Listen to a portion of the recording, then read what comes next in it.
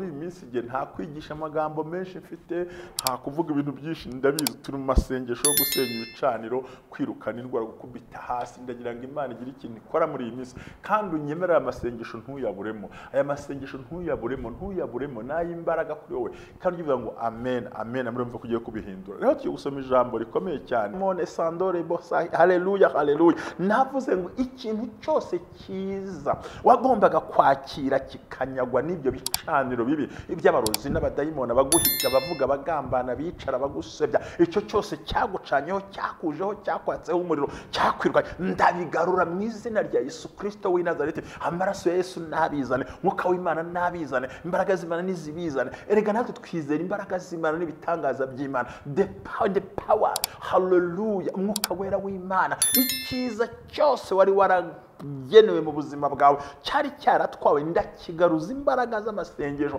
kuko nzi ko nasigiwe guhamagara kandi nasigiwe gusengera bino bintu no gukubita hasi impaka mu izina rya Yesu Kristo w'i Nazareti. Ndahamagara ibyiza bye byari byaragiye kubw'imbaraga z'umwuka wera, ibitangaza by'Imana gukora kw'Imana mu izina rya Yesu Kristo w'i Nazareti. Uyu munsi tariki 26 ndakubita hasi imbaraga zose zagutwaye icyiza mu buzima bwawe, zakwambuye ubuzima, cyakwambuye ibiro, cyakwambuye umugabo, cyakwambuye umugore, cyakwambuye amatera, amavuta y'Imana, cyakwambuye abana be, cyatumye banyura urumogi, icyabajyanye, cyagiye mu buraya n'ibindi byose, ndahindura mu izina rya Yesu Kristo w'i Nazareti, kuko dufite imbaraga zihindura, zisenya, zivanaho, zikubita, zirandura, zigizayo. Muri aya mavuta ndagarura ubuzima bwawe, ndagarura urubyaro rwawe, ndagarura amate. Icyiza cyose wanyazwe n'imbaraga z'abadayimoni, ndakigaruza ubutware bw'ijambo ry'Imana mu izina rya Yesu Kristo. Maze winjiye mu birere bidasanzwe, haleluya haleluya.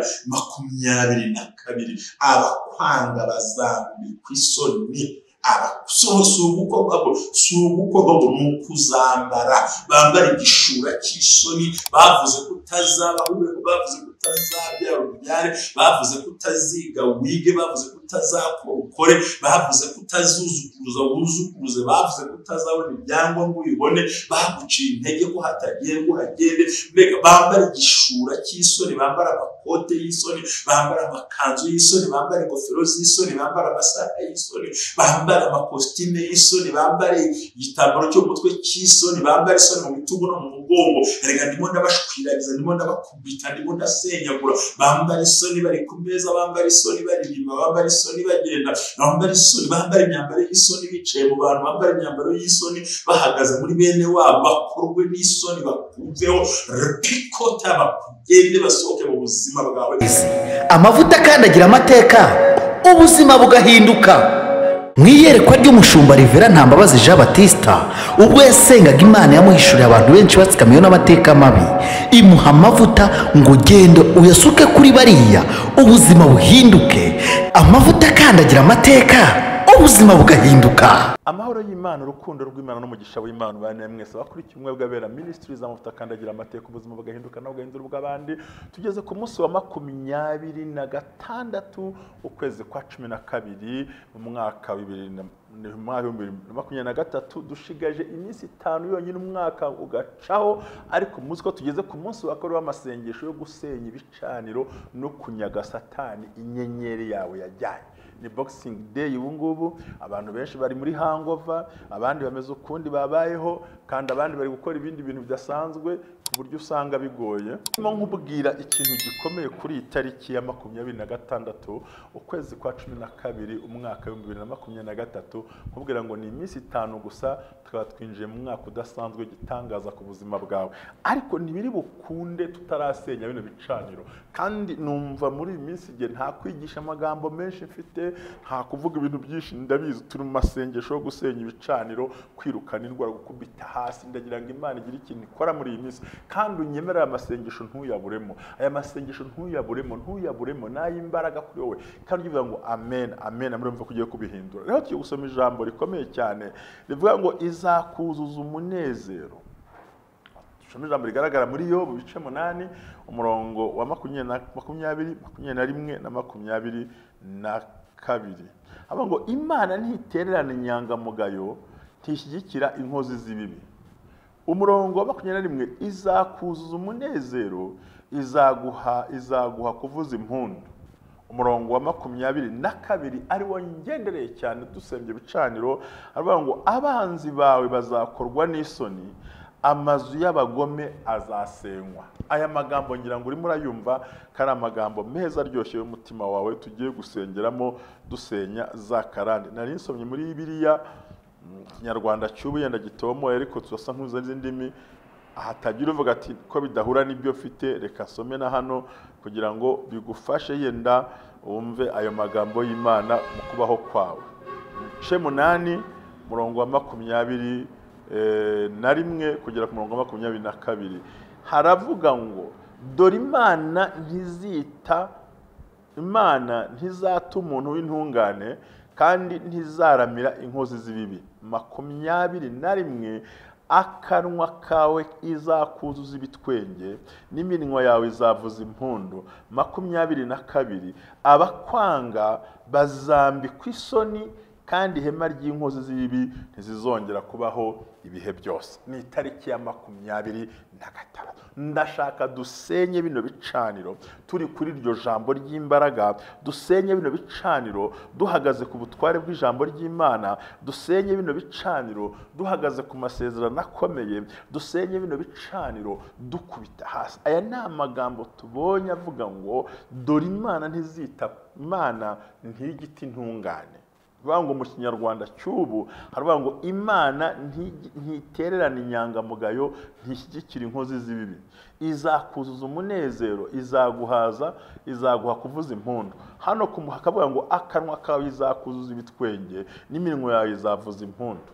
Abakwanga bazambikwa isoni kandi ihema z'inkozi z'ibibi ntizongera kubaho. Mango amazu y'inkozi z'ibibi ku buzima bwawe. Rero nabwiye ngo tugomba gusenya ikintu cyose cyahagurukira kuzimya inyenyeri yawe no kuzimya amasezerano yawe no kuzimya icyerekezo cyawe. Ikintu cyose cyahagurukira kwataka your destiny, ikintu cyose cyahagurukira kwataka abana bawe, urugo rwawe, umugabo wawe, akazi kawe, imibereho yawe, iterambere ryawe, gukora kwawe, icyo urimo cyose. Genda mu masengesho yo kurandura, gusenya, kubomora, kuvanaho, kujugunya, kwirukana, gutwika, gukubita imbaraga z'abadayimoni no gushyira hasi ikintu cyose kizishyirira hejuru kurwana no kurwanya amasezerano yawe no kukubuza amahoro mu byo ujyamo, mu byo ukora, mu byo urimo. Ni muri ya mavuta, ni muri bwa buryo, ni muri bwa bimenyetso ngo Uwiteka ntajya atinza isezerano nk'uko bamwe bagiye babyibwira. Nagira ngo uhagurukane nanjye dufatanye kubomora izi mbaraga mbi, dufatanye gusenya izi mbaraga mbi kuri uyu munsi wa kabiri w'amasengesho, ari wo munsi wa 28 z'ukwezi kwa 12 2023, aho abantu babyukiye muri Boxing Day, basinze, banyoye hango bazabafashe, abasambanya bagize guta, baguze, bari ihene zibwe, inkoko zibwe, abari ibintu byose bitandukanye. Ariko twe turagira ngo igicaniro cyose umwanzi yakubakiye kibomoke mu izina rya Yesu Kristo w'i Nazareti. Ibyo abantu bazana, ibyo bavuga, ibyo bakora muri aya mavuta, kuko twe turi mu mwe gabera ministries, aho amavuta kandagira amateka, ubuzima bugahinduka, bwarangira ugahindura n'ubw'abandi. Aho Imana ikora ibikomeye mu buzima bwawe kandi ikagaragaza gukora kwayo, kurengera kwayo n'imbaraga zayo no gutabara kwayo mu buryo bukomeye. So tubonye ijambo havuga muri Yobu ngo Imana ntitererana abantu b'inyangamugayo, tishyigikira inkozi zivuze ngo rero ntabwo Imana ishyigikiye abarozi, abagambanyi, abica hazaza hawe, abica destination, abica ubuzima bwawe, abica amaherezo yawe, abica ibyo ushaka, abica ibyo ukeneye, abica ibyo uhagararaho, abica hazaza, abica amatungo, abahemukira mu buzima bwawe. Imana ntibashyigikiye, ntibashaka, ntinabemera, ntishyigikiye inkozi z'ibibi ku buzima bwawe. Niyo mpamvu ushaka gufatanya nawe, tugafatamira ibitekerezo byabo, tugafatamira imigambi yabo, tugakubita hasi ibitero by'abadayimoni, tugasenya imbaraga z'abarozi n'iz'abagome, tugahaguruka twemanga, turwanya, dukubita, tuvanaho, twigizayo imbaraga mbi zose z'abadayimoni zarwanya ubuzima bwawe. Uvuze ngo hari icyo Imana ishaka gukora, nuko igira gutabare kandi kurengera, ihagarare nayo, ikorane nawe mu rwego runaka, mu nzira runaka, mu mayeri runaka, kugira ngo data kubenga bigukingire. Baraho ikindi cya kabiri ngo kandi Imana yo izakuzuza umunezero. Kuzuza umunezero wari umaze igihe urwaye, umaze igihe ubabaye, hari ibyago, hari amakuba wibonagamo, hari ukuntu wisangagamo, hari icyerekezo wibonagamo, hari uburyo wigaragazagamo, hari uburyo wari ubayemo, byari bikubaje umutima, ariko Imana iravuze ngo ntizigera yemera yuko hagira umuntu ugukoraho ukundi gutwara ukundi, ahubwo ndifuza ko data wa twese abana n'abagahindukizwa akabugira neza ko bwarushaho gukomera cyane ngo ntizigera izakuzuza ibitwenge. Niyo mpamvu ushaka ko tubomora kino kintu nawe ukuzura ibitwenge, kandi koko mu mbaraga z'amaraso ya Kristo no mu mbaraga z'ibitangaza by'Imana no gukora kw'Imana no gusenya no kubundura no kuvanaho ibicaniro no kwinjira mu masezerano mazima, aho ntuzabasha kubomora ibintu byose kandi ukuzura umunezero ukagubwa neza. Imana ikagutabara, Imana ikakurengera kubw'amavuta kubw'umugambi w'Imana no gukora kw'Imana, bikaza ku buzima bwawe, bikaza ku mahirwe yawe, bikaza mu cyerekezo cyawe, bikaza mu mavuta uherereyemo, bikaza mu kubayeho, kuko Imana itazigera ubwo ireka ibintu byose, kandi yamara gukora gutyo ikaba igomba gutabara mu nzira zose. Haravuze ngo izakuzuza umunezero, izaguhaza kuvuza impundu. Umurongo wa 22 nkeneye haravuga ngo abanzi bawe bazakorwa n'isoni. Nuvuga ngo tugiye gukoza isoni dayimoni, dukoze isoni satani, dukoze isoni ingabo ze, dukoze isoni abaguhagurukira, dukoze isoni abakurwanya, dukoze isoni abagutera mu makuba, dukoze isoni ibintu byose biguhagurukira, dukoze isoni imbaraga mbi zose, dukoze isoni satani mu nzira zose ajya acamo, ariko nawe ugira umugisha kandi Imana igugire neza igutabare. Ndagira ngo umenyeshe ko Imana yo mu ijuru impande rwawe, kuvuga ngo kandi abanzi bawe bazakorwa n'isoni. Abanzi b'umuntu ni satani n'ingabo ze, n'abakoresha, n'abo bavugana, n'abo bagendana, n'abo bicarana, n'abo bakorana mu rwego rudasanzwe cyangwa rusanzwe. Ni ukuvuga ngo ugomba kumenya neza ko Imana iri mu ruhande rwawe kandi Imana irimo ikorana nawe. Soronda gusaba ikintu gikomeye ngo umenye neza ko Imana itazigera n'umunsi wa rimwe abanzi bawe baguhagarara ku gikanu. Bazakorwa n'isoni, bongere bakorwe n'isoni, bongere bakorwe n'isoni, bongere bakorwe n'isoni, kuko ari Imana ibivuze.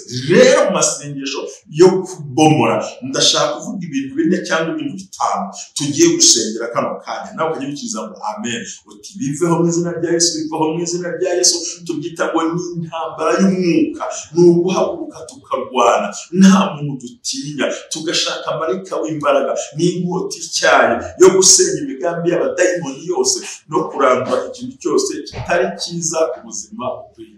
Narindi nkubwira ijambo rikomeye, ni uvuga ngo kuri iyi tariki ni umunsi wa 2 w'amasengesho, ariko ni tariki 26 z'ukwezi kwa 12 umwaka wa 2023, aho dusigaje iminsi mike cyane 5 yonyine maze tukinjira muri uriya mwaka utaha. Ariko turi mu mbaraga zo gusenya ibintu byose nkuko nakubwiye. Ijambo ry'umurongo kunyana kavuze ngo abakwanga bazambikwa isoni, kandi ihema ry'inkozi z'ibibi ntirizongera kubaho.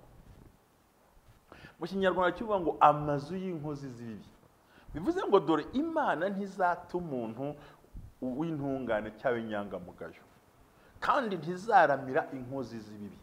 Abafite umugambi, abicajwe, abicaye hehe barwanya we ngo batware ubuzima bwawe, ntabwo biza gukunda. Turi mu ntambara y'amasengesho yo kwika imbaraga z'abadayimoni, gusenya ibihome byabo no kwinjira muri gakondo nzima, no kwegera Imana mu buryo budasanzwe, no kubohoka kwinjira mu birere bikomeye, no kwakira umugisha w'Imana udasanzwe, no kwinjira mu masezerano akomeye n'umugambi mwiza w'Imana, no kwisanga mu buryo bushoboka. Ariyo mpamvu gusaba ngo nyemerera turi gusenya bino bicaniro mu izina rya Yesu. Ntabwo tuzigisha amagambo menshi umwanya munini, aho umwanya ni ugusenya bino bihome, twinjira tuvuga imbaraga mbi, tuzikubita, tuzivanaho by force, by fire, because force is depend, kandi ku muntu nawe wakira ibitangaza byawe, wakira umugisha ko igicaniro kibe n'icyatuma igicaniro kiza kiri. Rero turi mu cyo gusenya igicaniro, gusenya karande, gusenya yatsi, gusenya divorce, gusenya inzangano, gusenya ibintu, uburwayi, indwara z'uburyo bwose n'aya masengesho ubwo abandi bicaye banezerewe bari muri Boxing Day baryohewe twicyacu turi mu ntambara y'ino kugira ngo dusoze umwaka satani tumutsinze mu nzira tugiye kugera kure cyane. Mwibuke ko kuri icana dutangira twavuze ngo nta n'umwe uzakerezwa iyerekwa ryanjye nimuzabe mu mwaka ugitangira ntagomba gukerezwa iyerekwa ryo kurikerereza ntawe uzambuza kureba Imana kandi ntawe uzabinza mu nzira kandi bamwe twarigezeho twambara imbaraga turasenya. So iyi ni intambara y'umwuka rero nta mpamvu yo guhumiriza ntabwo nihumirize ndashaka gusenya zino mbaraga kandi umufasha mu munsi w'ejo watambutse twakubise imbaraga nyinshi cyane. Rero ngo dore impamvu aba akanwa kawe kazuzura ibitwenge ntigashobora kuzura ibitwenge mu gihe ibicaniro bya satani bihari. Ntiwakuzura umunezero mu gihe urwaye, ntiwakuzura umunezero mu gihe satani yaguteye. Ni ingorane ku buzima bwawe. So bisaba no kujya muri ya mavuta mu mbaraga z'igihagararo, mu mbaraga z'ibitangaza, gukora kwinjira mu masezerano, kugera kure, gutabarwa no kurengerwa ndetse no kujya mu birere bitigeze byabaho kugira ngo data wa twese akubere ingabo igukingira mu byinshi ugenda unyuramo naho unyura n'ukubaho kandi Yesu ari mu ruhande rwawe mu buryo budasanzwe. Rero ndasaba kugira ngo umwuka wera w'Imana yinjire muri wowe, yinjire mu hotando rekasi for life. Havuze ngo n'amagambo dusomye ngo ntabwo akanwa kawe kazuzura ibitwenge, ntabwo byakuzuye maze ukomeze. Birasaba ko dusenya karande inzozi mbi, ibintu by'ubupagani abaguhagurukiye. Ikindi cya kabiri ngo n'iminwa yawe izavuza impundu. Nagira ngo wuzuye ibitwenge wongere unezerwe uryoherwe. Haleluya. Cyita kuryoherwa mu Kirundi, Kinyarwanda ni ukwishima, unezerwe, umucyo ugaragare, amavuta y'Imana akuzeho. Ntiwabona urubyaro mu gihe hari igicaniro cyo kutabyara kiri iwawe, ntiwabona umugabo mu gihe hari igicaniro cyo kudashaka kiri iwanyu, ntiwabona amahoro mu gihe hari igicaniro cyo kudatera imbere kandi kiri iwanyu. Nta hantu wagera na bidashoboka. Reka tubisenyeshe amaraso ya Kristo n'ay'umwana w'intama w'Imana n'imbaraga z'umusaraba z'agakiza maze winjire mu birere bidasanzwe. Haleluya, haleluya. 22 abakwanga bazambikwa isoni. Sugukorwa n'ukuzambara bambara igishura cy'isoni. Bavuze kutazaba ahubwo bavuze kutazabyara ubyare, bavuze kutaziga wige, bavuze kutazakora ukore, bavuze kutazuzukuruza wuzukuruze, bavuze kutazabona ibyangombwa ubibone, baguciye intege ko hatagerwa uhagende. Mbega bambara igishura cy'isoni, bambara amakote y'isoni, bambara amakanzu y'isoni, bambara ingofero z'isoni, bambara amasaha y'isoni, bambara amakositime y'isoni, bambare igitambaro cyo mutwe cy'isoni, bambare isoni mu bitugu no mu mugongo. Erega ndimo ndabashwiragiza, ndimo ndabakubita, ndimo ndasenyagura. Bambare isoni bari ku meza, bambare isoni baririmba, bambare isoni bagenda, bambare isoni, bambare imyambaro y'isoni bicaye mu bantu, bambare imyambaro y'isoni bahagaze muri bene wabo, bakorwe n'isoni bakumveho repikota bakugende basohoke mu buzima bwawe kugira ngo Imana ikorane nawe. Ni uburyo bw'ubuhanuzi mu mperuka nivugira, ariko ubundi umuprofete naje ngo bwo hejuru bwo gukubitiza imbaraga mbi no kuzishushura no kuzivanaho. bambikwa isoni baganira, bambikwa isoni bagenda. Umwambaro w'isoni ntukabaveho kuko bahagurukiye udahagurukirwa, barwanije utarwanwa, bavuze utavugwa, bateye udaterwa. Kandi ni ukuri rwose rwose rwose kandi bakoze ibitari bahagaze mu nzira zitari zo. Umwuka wera abe mu ruhande rwa imbaraga z'Imana zikuzeho, winjire mu birere bizima, winjire mu kirere kidasanzwe. Umugisha w'Imana ube kuri wowe. Baguhagurukiye udahagurukirwa, bakwicayeho uticarwaho, bagusubiza arepokendo payi befora ngo bambikwe isoni. Bambitse isoni aho bagenda, ibyo bavuga, ibyo bakora, aho bicaye, aho bagenda. Bambitse isoni babyara, bagenda, barya, bicaye. Uyu mwambaro w'isoni ntukave ku bitugu kuko bahagurukiye wowe. Kandi Imana ivuze ijambo rikomeye cyane Byiza nkunzi cyane turimo dusoma rivuga ngo kandi ihema ry'inkozi ziri. Ni ukuvuga ngo iyo dusenya ibicaniro ni ukuvuga ngo tuba dukubita ibyo bintu by'inkozi ziri. Rero nagira ngo uyu munsi unyemerere twinjire mu kintu gikomeye cyane.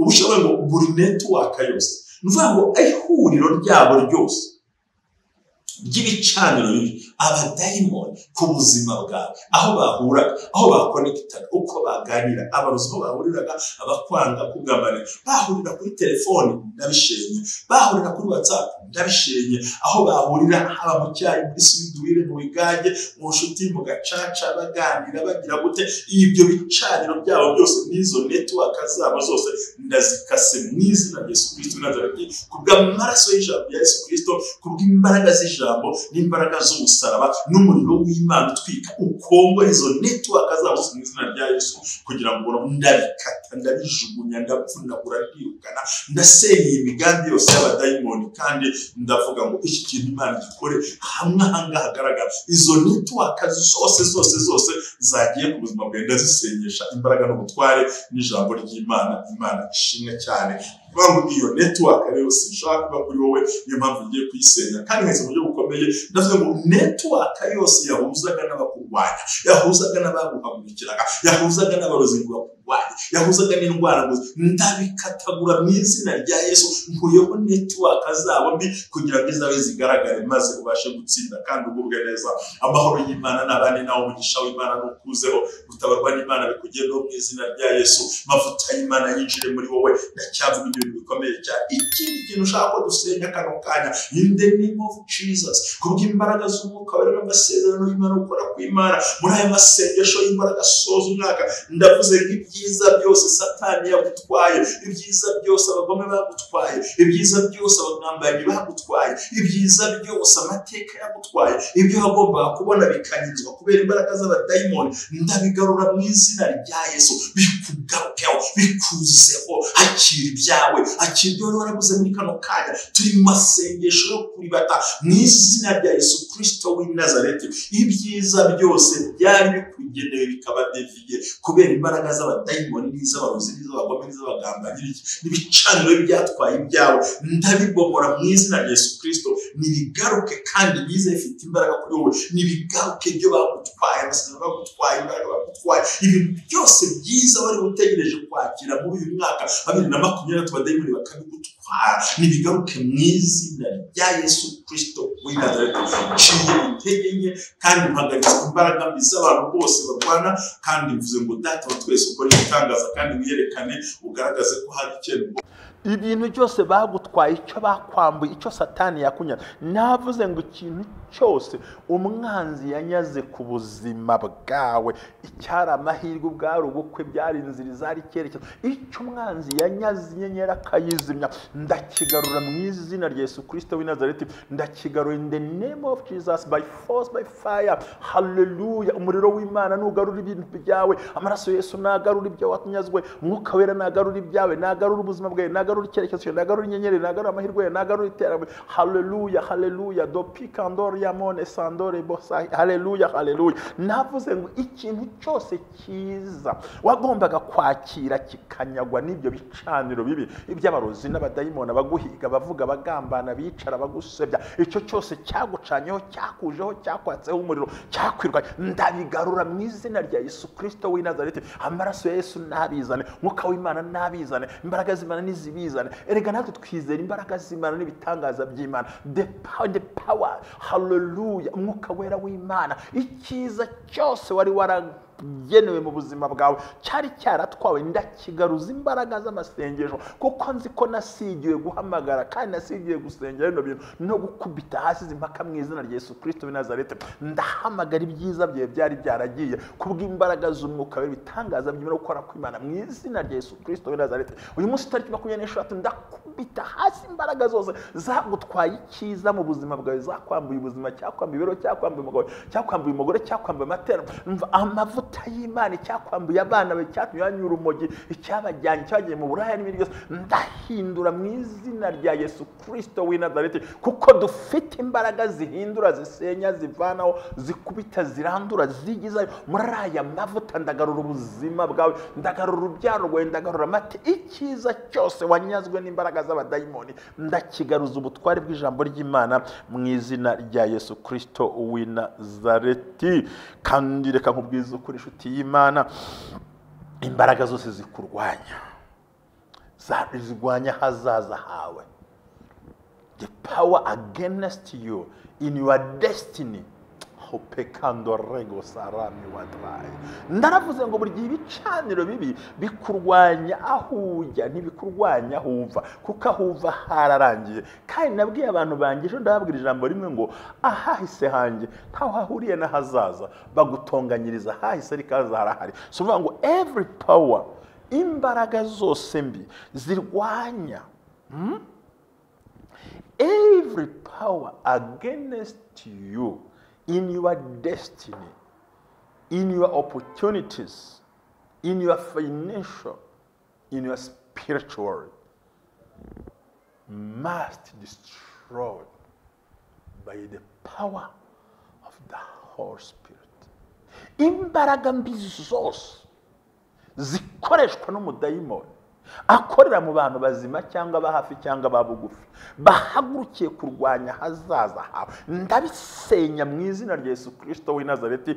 Lokandoria bode tansora fargla lole wa hallelujah. Amavuta y'Imana numva ari nkamanuka, ibicaniro byose by'imbaraga mbi aho zava naho zaza n'uwazizana, uko yakora kose nuko yabigenza ashingiye ku byo wanjye atabona, mu izina rya Yesu ndabomora, ndatwika, ndarandura, ndavanaho, ndajugunya, ndanaga in the name of Jesus. Ndakata, ndakatagura, ndashwanyaguza, ndashwiragiza, ndavanaho, ndirukana, ndahananura, ndavanaho imbaraga z'abadayimoni zose mbuko zakabaye. Ndavuze ngo Yesu bana nanjye kandi ungire neza. Hatole klama tonderebo, nagira ngo wikirize ngo amina. Tangira utembagire mu nzu aho herereye, genda huri umva rino jambo usenyagura, kubitagura izo mbaraga z'abadayimoni, imyuka miyarwana, imbaraga zose mbi zaguhagurukiye zaca mu buza butazi, bene wanyu atabera n'inshuti zanyu abakugenda hano bagutiza bose bakuzenguruka, bakubaho bose bagenda barwanya ibyawe. Ndagira ngo uzenguruke mu mbaraga z'umwuka wera no gutangaza by'Imana. Ndasenya izo mbaraga mbi zikuze mu izina rya Yesu. Ndarandura ibitero by'abadayimoni byose byaguhagurukiye, bimwe bikubuza amahoro ku mudawe. Nuvuga ngo ahazaza hawe niho hahisha icyo uzaba cyo. Erega huva siho hari ikibazo, ahubwo ahujya niho hazaza hawe. Kandi umwanzi yahagaze ahazaza hawe kugira ngo akubuze gutambuka. Iki gicaniro ndagishenye cyazanwa na bene wanyu, cyazanwa n'imiryango, aho cyava cyose imbaraga mbi zose zirwanya ibyiza byawe, amasezerano y'ubuzima bwawe, abana bawe, amateka yawe, ahuva naho ujya, aho werekera n'icyo ndabisenya mu izina rya Yesu Kristo w'i Nazareti, ku bw'amaraso y'Imana ya Yesu Kristo, n'imbaraga zisumba byose, n'umuriro w'umwuka wera bitwika ibyo bicaniro byose by'abadayimoni bagutegera mu nzira. Hura n'icyawe, hura n'abawe, hura n'ibyawe, hura n'ubuzima bwawe, hura n'ibyo warurindira. Hagarara mu mwanya mwiza uyu munsi wa none, dukubise imbaraga ebyiri, nizatwaye ibyiza mu buzima bwawe ndetse n'izihagarazwe kubuza aho werekera. Ndazisenya mu izina rya Yesu Kristo w'i Nazareti. Muri aya mavuta duhagazemo, nyemerera ugenda genda ahantu intambara yo kurwana mu buryo mwuka, genda usenyagura, shwiragiza, kubita, randura izo mbaraga mbi. Nanjye mu izina rya Yesu Kristo nk'umushumba wabisigiwe, ndakubita iyo myuka mibi yose, abayishorera n'abayizana n'abayifata n'abayigumanaho, babandi bigiza karakagiye ngo barasha piko sandore borare bahayo. Imbaraga z'Imana zitwika ibicaniro byose byahagaze imbere y'ubuzima bwawe, byahagaze kuri perimi, kuri diplome, kuri visa, ku rugo rwawe, ku buzima bwawe, aho iterambere ahujya. Ibi bicaniro ndabitwitse kuri uyu munsi wa 26. N'isengesho ry'imbaraga rihindura ibyanze guhinduka, ndagarura ubuzima bwawe. Kandi ndavuga ngo Uwiteka Imana aravuze ngo bikuweho in the name of Jesus, bikuweho mu izina rya Yesu Kristo w'i Nazareti, ku bw'amaraso, amavuta, imbaraga, icyerekezo n'ubuzima n'ibintu byiza byose Data arabihinduye, kandi ndi kumwe nawe kugira ngo utsinde urugamba urwo ari rwo rwose, ku bwa Yesu Kristo umwami wacu. Amen. Shalom shalom. Ndavuze ngo ndavuga ngo nibwire ngo nari ndishobora n'impagaritse icyo kintu kigutwara ibintu byawe. Rero muri aya mavuta, muri buno buzima, muri iki cyerekezo, dayimoni wahize ubuzima, wahize amateraniro, wahize ibyawe, icyo kanya keza. Ndavuga ngo uyu munsi dukubise imbaraga ebyiri zikuye mu bintu byose. Icyambere ni imbaraga zarwanije ibyiza byawe mu buzima bwo kubaho kwawe, ukirirwa uriraho, kuririmba, ukirirwa unezerwaho, kuryoherwa, ukirirwa ufite agahinda, amarira akaza. Ikintu cyose cya Satani wiraranje agatwara cyiza cyose mu buzima bwawe aka kanya kiragarutse mu izina rya Yesu Kristo kubw'imbaraga z'umwuka wera n'umuriro w'umwuka wera n'ibitangaza by'Imana no gukora kw'Imana. Icya kabiri, imbaraga zose zari zihagaze aho werekeza mu cyerekezo cyawe, icyo twita imbaraga zirwanya your destiny cyangwa se destiny yawe, ugasanga iyo icyerekezo cyawe umwanzi agihagazemo. Izo mbaraga nzitwikishije imbaraga z'umwuka wera, umuriro w'Imana ishobora byose, gukora kw'Imana gukomeye, amavuta y'Imana y'igitangaza. Kandi nanjye nk'umushumba, umuhanuzi, umukozi w'Imana ukorera mu gihe gikwiriye, nubwo utabyumva cyangwa ntubyemere, ariko ndategetse, I command in the name of Jesus, kubw'amavuta mpabwa n'ijambo ry'Imana. Imana yarambwiye ngo jyana amavuta usuke kuri bano bantu. Arega ntabwo ari jerikani nitwaza, ntabwo ari agatebo k'amavuta, si icupa ry'amavuta, ahubwo ni ijambo rirema, n'imbaraga zirema, n'imbaraga zivuga. Mu izina rya Yesu Kristo w'i Nazareti ngusutseho imbaraga z'umwuka wera zihindura ibyo bicaniro byawe kugira ngo usoze umwaka uhagaze amavuta y'Imana. Hapikoranga doderlevola la mandi we umwuka wera muri iryo yerekwa nkubwire ngo Reverend Ntambabazi Jean Baptiste, Imana imwishurano n'amateka mabi harimo wowe, hari ibicaniro. Rero muheje amavuta avuga si jerikani, nta n'uwo nyasiga, ahubwo umwuka wera, umuriro w'Imana, imbaraga z'Imana, gukora kw'Imana bitwika ibintu byose byakwambuye ibyiza n'ibyahagaze icyerekezo. Shalom shalom. Reka mabwire ngo Imana y'amahoro ibandebere neza. Murakoze mu izina rya Yesu, amina. Ubumwe bw'Abera Ministries, amavuta akandagira amateka, ubuzima bugahinduka. Mu iyerekwa ry'umushumba Reverend Ntambabazi Jean Baptiste, ubwo yasengaga Imana yamuhishuriye abantu benshi batsikamiwe n'amateka mabi, imuha amavuta ngo gende uyasuke kuri bariya, ubuzima buhinduke. Amavuta akandagira amateka, ubuzima bugahinduka.